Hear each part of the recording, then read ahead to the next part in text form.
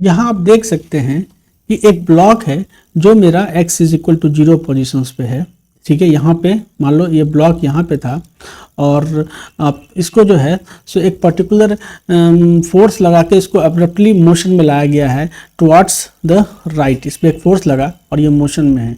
तो जैसे जैसे ये ब्लॉक क्या हो रहा है, टुवार्ड्स द राइट मूव कर रहा है, तो स्प्रिंग में कंप्रेशन हो रहा है और इस कंप्रेशन की वजह से स्प्रिंग का फोर्स जो है वो एफ स्प्रिंग अपोजिट डायरेक्शंस में लग रहा है।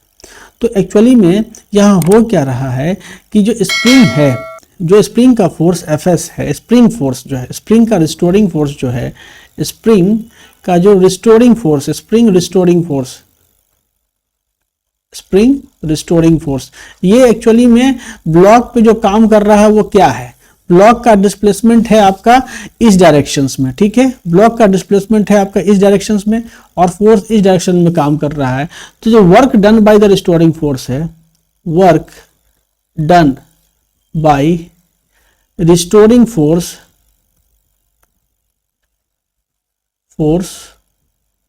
ऑन ब्लॉक इज निगेटिव, ठीक है। वर्क जो होगा वो क्या होगा, निगेटिव होगा।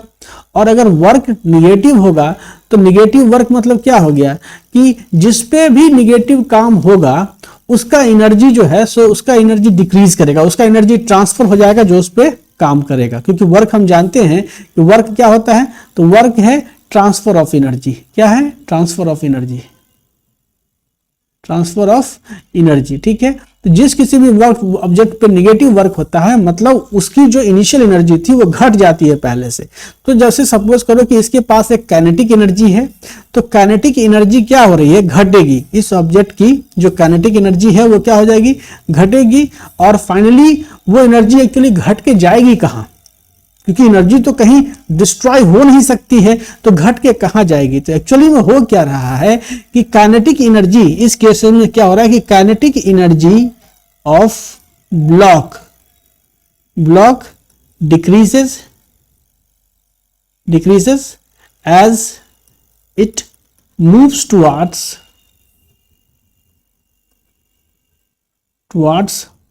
राइट, ठीक है, ठीक है। Kinetic energy of block decreases as it move towards right, क्योंकि जो स्प्रिंग का रिस्टोरिंग फोर्स है वो इस पे नेगेटिव वर्क कर रहा है और ये एनर्जी कहां जा रही है, and that energy is transferred to the potential, elastic potential energy, stick potential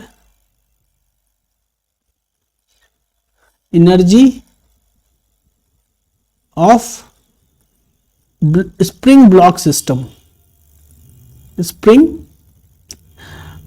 plus block system. तो ये जो एनर्जी है वो ट्रांसफर हो जाती है किसमें, तो स्प्रिंग ब्लॉक सिस्टम में ट्रांसफर हो जाती है। तो जब तक क्या होगा कि जैसे जैसे मतलब ये ऑब्जेक्ट जाएगी इधर की ओर, वैसे वैसे इस पे स्टोरिंग फोर्स क्या करेगा, नेगेटिव वर्क करेगा। तो इसकी काइनेटिक एनर्जी जो है सो क्या होगी, घटेगी और अल्टीमेटली एक स्टेज आएगा जब इसकी वेलोसिटी मान लो यहाँ जाकर के इसकी वेलोसिटी क्या हो गई, यहाँ जाकर के इसकी वेलोसिटी v जो है वो मान लो 0 हो गई। अब क्या है कि जब वेलोसिटी जिसकी 0 हो जाएगी तो स्प्रिंग में जो रिस्टोरिंग फोर्स है वो तो अभी भी इसको अपोजिट डायरेक्शन में एक्ट करेगा। तो जब स्प्रिंग का रिस्टोरिंग फोर्स अभी भी अपोजिट डायरेक्शन में एक्ट करेगा तो क्या होगा, the block start moving towards. So जब आफ्टर द ब्लॉक मतलब after the block comes to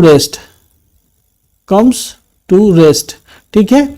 जब ब्लॉक कब रेस्ट में आएगा, जब ब्लॉक का सारा काइनेटिक एनर्जी जो है वो 0 हो जाएगा और वो कन्वर्ट हो जाएगा elastic potential energy of the spring block system में, तो ब्लॉक रेस्ट में आ जाएगा। इस डायनेमिक्स को समझिए कि ब्लॉक जब आपका रेस्ट में, ये ब्लॉक चलता हुआ रेस्ट में कब आएगा, जब इस ब्लॉक का सारा काइनेटिक एनर्जी जो है वो क्या हो जाएगा, 0 हो जाएगा और ब्लॉक का सारा काइनेटिक एनर्जी 0 हो जाएगा और ये ट्रांसफर हो जाएगा किस में, तो पोटेंशियल एनर्जी में ट्रांसफर हो जाएगा ऑफ स्प्रिंग ब्लॉक सिस्टम। याद रखिए, स्प्रिंग ब्लॉक सिस्टम में ये ट्रांसफर हो जाएगा सारा एनर्जी।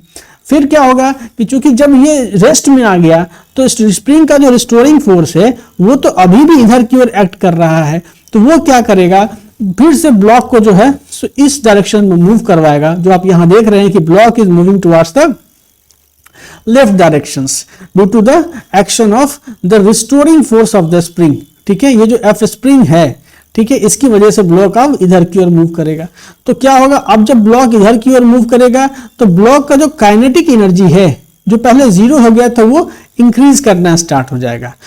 और ऐसा क्यों हो रहा है, क्योंकि यहां पे क्या हो रहा है कि जो स्प्रिंग फोर्स है, जो स्प्रिंग फोर्स है, अभी जो स्प्रिंग फोर्स है, स्प्रिंग फोर्स वो क्या कर रहा है, force does positive work, does positive work.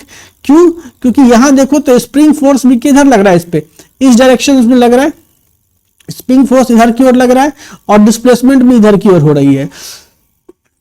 तो इसलिए कह सकते हैं कि spring force does positive work on the block, on the block. और पॉजिटिव वर्क के कहने का मतलब क्या होगा कि ट्रांसफर्स ऑफ एनर्जी होगा, energy of the block increases. Positive work का क्या मतलब है कि इसका एनर्जी जो है वो इंक्रीज करेगा, एनर्जी क्या होगा तो इंक्रीज करेगा। तो अल्टीमेटली क्या होगा कि जो पोटेंशियल एनर्जी है, potential energy of spring block system, spring plus block system, ये क्या होगा तो ये ट्रांसफर हो जाएगा, transfer to kinetic energy of the block में वो ट्रांसफर हो जाएगा।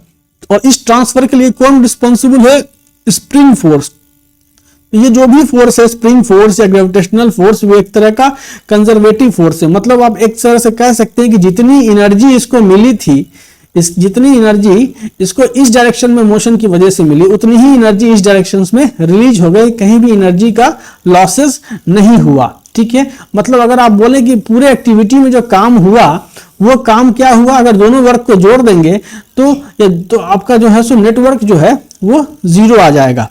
ठीक है, तो अल्टीमेटली आप ये कह सकते हैं क्या चीज कि जो आपका इलास्टिक पोटेंशियल एनर्जी है, इलास्टिक पोटेंशियल एनर्जी है, पोटेंशियल एनर्जी है, ठीक है, this is equal to the negative of क्या चीज, या फिर negative of work done by restoring force, negative of the work done by the elastic force, elastic force of the system, negative of the work done by the elastic force of the system.